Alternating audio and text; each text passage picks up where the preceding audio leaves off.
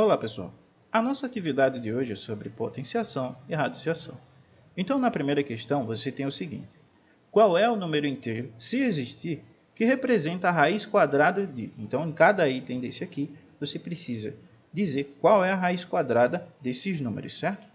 Qual é a dica para essa questão sem que você precise fazer fatoração com os números primos e tal, como já foi falado na aula anterior, né? Se você for fazer com todo esse processo de fatorar com os números primos, ficaria muito longo. Então a gente vai ver isso com o tempo. Por enquanto, como esses quadrados perfeitos são pequenos, a gente pode resolver essas questões de uma maneira mais simples. Então a dica para a primeira questão é: calcule os 10 primeiros quadrados perfeitos começando do 1.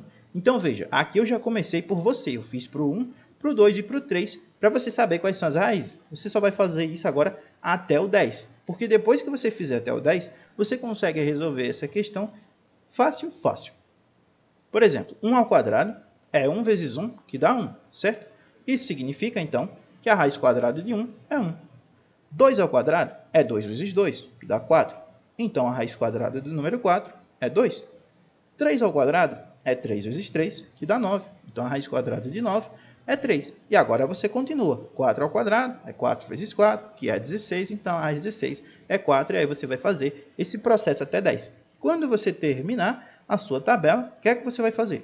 Você vai voltar em cada item da questão e observar. O 25 teve como raiz quadrada quem? Aí você vai dizer, a raiz quadrada de 25 é tanto. 64. Você vai olhar lá na sua tabela que você construiu e vai dizer quem foi a raiz quadrada associada ao 64. E assim sucessivamente, certo? Nessa questão é importante você lembrar de uma coisa. Números negativos não possuem raiz quadrada real e, por consequência, não possuem raiz quadrada inteira. Então, por exemplo, não existe nos inteiros a raiz quadrada de 17 negativo, certo? Na verdade, não existe de nenhum número negativo, certo? Aqui foi só um exemplo, mas contanto que você lembre disso. Números negativos não possuem raiz quadrada real, certo? Eles não estão nos números reais e, por consequência, não estão nos inteiros porque os inteiros estão dentro dos números reais, certo? Segunda questão. Determine o valor de... Veja que aqui é praticamente a mesma coisa da primeira questão. Você precisa calcular raízes quadradas. O que é que você vai fazer para poder resolver?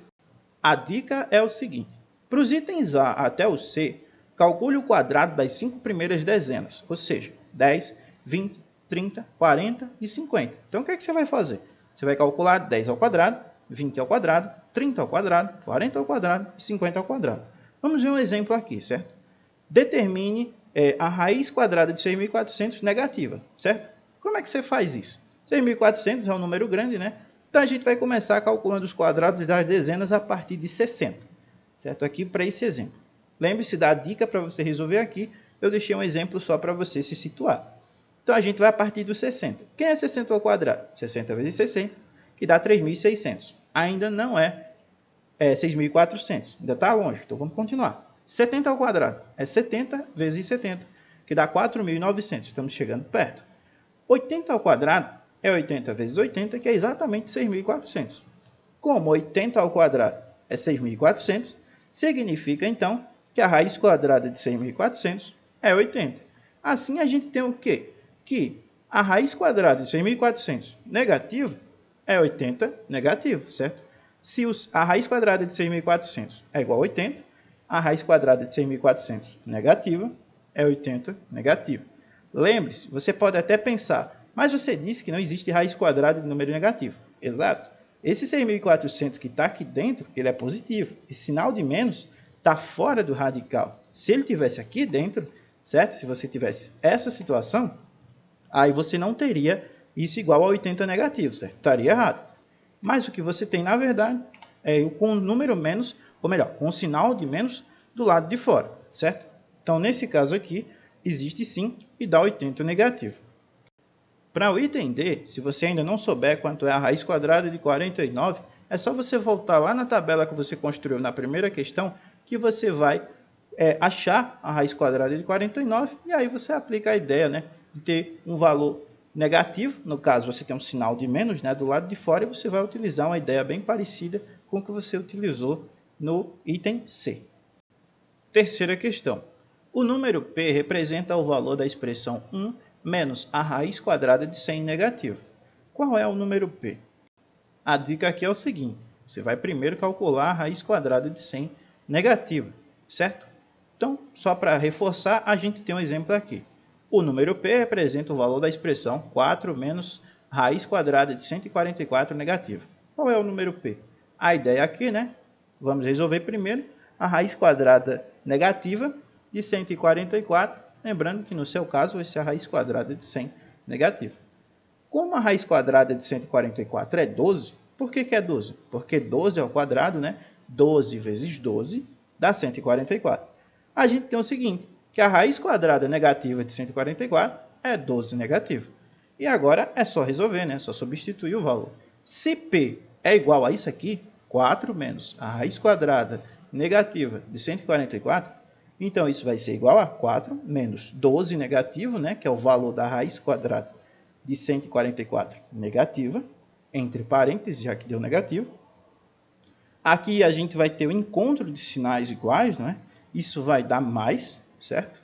A gente vai ter 4 mais 12, que dá 16. Então, no nosso exemplo, o P vale 16, né? E é essa ideia que você utiliza para resolver essa questão. Quarta questão. Se x é igual a raiz quadrada de 81 dividido por 4 ao quadrado menos 5 ao quadrado, qual é o valor de x? Como você deve ter percebido, essa questão ela envolve uma expressão numérica, certo? Você precisa calcular o valor de x e esse x é dado por uma expressão numérica. Então, você precisa seguir aquelas ordens de precedência que a gente já vê há muito tempo. Então, a primeira coisa para você fazer nessa questão é calcular primeiro o que tem dentro dos parênteses. Dentro dos parênteses, você tem 4 ao quadrado menos 5 ao quadrado. Então, você vai ter que saber quanto é 4 ao quadrado, certo? E quanto é 5 ao quadrado. Você vai fazer a conta dentro dos parênteses. Em segundo lugar, você vai calcular a raiz quadrada de 81. E por último, você vai fazer a divisão com os dois resultados que você encontrou, certo? A quinta questão diz o seguinte. Existe algum número inteiro que represente a raiz quadrada de 25 negativo? Justifique. A dica aqui é que você dê uma olhada na seção importante na explicação da questão 1 que a gente viu lá em cima, logo no comecinho da explicação, certo? Com isso eu finalizo a explicação, espero que vocês tenham compreendido e até a próxima.